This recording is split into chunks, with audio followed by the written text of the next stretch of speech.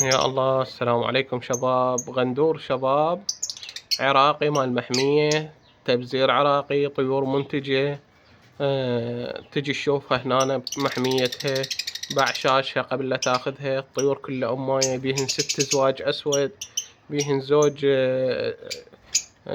بيهن 3 قطع أفريقي، بيهن دك أبيض، فشر أبيض عيون سود، شذريات، حبري زوجين تقريبا، أزرق. طيور كلش حلوة كلش حلوة، وتبزير عراقي ومال محمية. سعر الزوج 65,000، وبيهن مجال مكان بغداد الحسينية مال راشدية. والبيع شلع شباب، يعني ما طلع منهن زوج وزوجين، البيع شلع فقط. هاي أشكال الطيور قدامكم، طيور صحة ونظافة خير من الله.